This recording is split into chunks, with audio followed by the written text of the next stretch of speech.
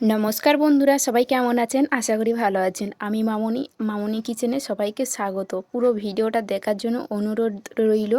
আজ আমি আপনাদের কাছে পনিরের রেসিপি নিয়ে এসেছি খুব সহজ পদ্ধতিতে। তো এই পুরো ভিডিওটা দেখুন। এখানে আমি পনিরটাকে প্যাকেট থেকে বের করে নিয়েছি। এরপরে আমি এটাকে লম্বালম্বিভাবে কেটে নেব। এইভাবে আমি কেটে নেব। দেখো বন্ধুরা, কি সুন্দরভাবে কাটা হয়ে গেছে। ব্যাস, এরপরে আমি এটাকে পিস পিস করে কেটে নেব। সবগুলো এইভাবে কেটে নেওয়া হয়ে গেছে। আমি একটা দেখিয়ে দিচ্ছি, দেখো বন্ধুরা কেমনভাবে কেটেছি আমি। তো ব্যাস, এখানে আমার কাটাটা হয়ে গেছে। এরপরে আমি একটা কড়াতে গরম করে নেব, আর কড়াতে সাদা তেল দেব এই পনিরটাকে ভেজে নেওয়ার জন্য। কড়াটা খুব ভালো করে গরম করে নিতে, আর তেলটাকেও খুব ভালো করে গরম করে নেব, না হলে পনিরটা তো কড়াতে জড়িয়ে যাওয়ার চান্সটা বেশি থাকে। ব্যাস, আমি তো এখানে কড়ার মধ্যে দিয়ে দিয়েছি, আর কড়াটাও খুব সুন্দর গরম হয়েছে। এরপরে আমি উল্টে পাল্টে এই পনিরটাকে লাল লাল করে ভেজে নেব। ব্যাস, এখানে তো আমি পনিরটাকে লাল লাল করে ভেজে নিয়েছি। এরপরে এটাকে আমি তুলে নেব। একটা জায়গার মধ্যে এটাকে আমি তুলে নেব। আর তুলে নেওয়ার পরে সেই একই কড়াতে আর একই তেলের মধ্যে দিয়ে দেব পেঁয়াজ কুচি, আর দেব কাঁচা লঙ্কা কুচি।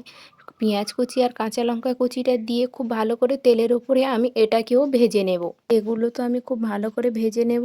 আর এর মাঝখানে আমি একটা আস্ত বড় তেজপাতা মাঝখান দিয়ে চেরা করে তেলের ওপরে দিয়ে দিয়েছি। আর একই সঙ্গে সবগুলোকে কষিয়ে নেব। আর আমি এখানে কিছুটা সর্ষের তেল অ্যাড করলাম।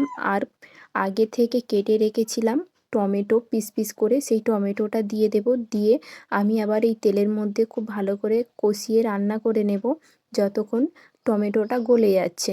ব্যাস, টমেটো তো গলে গেছে। এরপরে আদা রসুন তো দিতে হবে। তাই আমি আদা রসুন খুব ভালো করে শিলনোড়ায় পেস্ট করে রেখেছিলাম, দিয়ে দিয়েছি। আর কষিয়ে খুব ভালো করে কিছুক্ষণ ধরে রান্না করে নিয়েছি।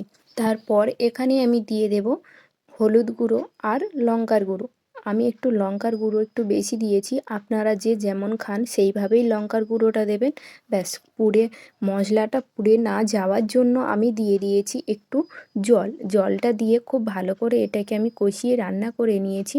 আর কষাতে কষাতে চারদিকতে দেখো বন্ধুরা কি সুন্দর তেল ছেড়ে এসছে। এখানে আমি কয়েকটা আলু কেটে খুব ভালো করে ধুয়ে জল ঝরিয়ে রেখে দিয়েছি। সেটাকে আমি এই মশলার ওপরে দিয়ে এটাকে কিছুক্ষণ সময় দিয়ে কষিয়ে আমি রান্না করে নেব। আর পরিমাণ মতো লবণটা দিয়ে দেব, দিয়ে কষিয়ে রান্না করব।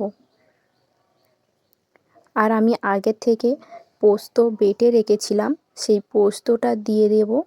দিয়ে এটাকেও আমি কিছুক্ষণ রান্না করিয়ে নেব।